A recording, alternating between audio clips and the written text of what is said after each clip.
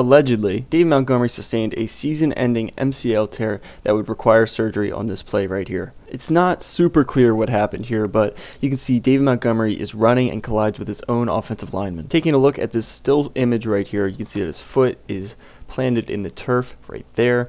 His hip is somewhere up here, and then we can draw the straight line indicating his leg. Then we have his teammate right here who is also blocking and falling to the ground when Dave Montgomery's leg collides with him, which can create that valgus load. This is all speculatory as the video is kind of sloppy and it's hard to see a clear mechanism, so if you have any other thoughts, let me know in the comments. And so again, just about everybody reported that he suffered an MCL injury that was going to hold him out for the rest of the season that would also require surgery. And this is where we were at until David Montgomery and the Lions decided to get a second and third opinion. We'll get back to that in one moment, but first I want to talk about the MCL and the injury. And so the one thing I'll tell you about the MCL is that it's more believed to be a thickening of this capsule right here than a standalone ligament itself. The capsule is basically just connective tissue that surrounds the entire joint, holds everything together. If you hide it, you'll see the underlying bones of the joint, the ligaments, the cartilage, the meniscus, and all the synovial fluid. So like I said, it's believed that the MCL is more of an extension of this capsule than a standalone ligament itself like the ACL, PCL, or LCL. The main reason for this being the way the fibers overlap and its connection to the medial meniscus. Now we can go back to the second and third opinions,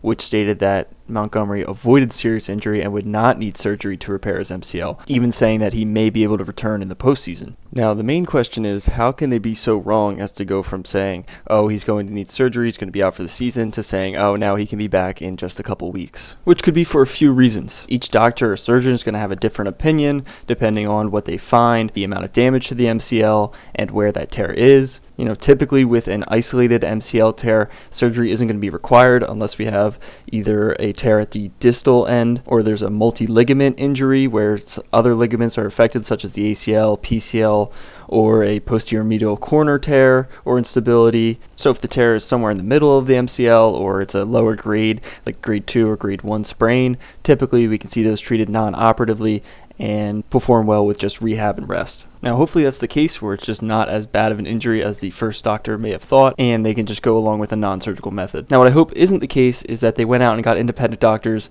to say something that they wanted them to say, allowing Montgomery to return quicker than he should, as we've seen in the past with Tua and his concussions. So we'll have to wait and see what the Lions ultimately decide to do. If they choose a non-surgical route, I would expect Montgomery to return in about 4 to 6 weeks, which places them at the divisional round. These are just my thoughts on the situation. If you have any you'd like to share, feel free to leave a comment. And thank you for watching. Don't forget to like and subscribe as it really helps out the channel.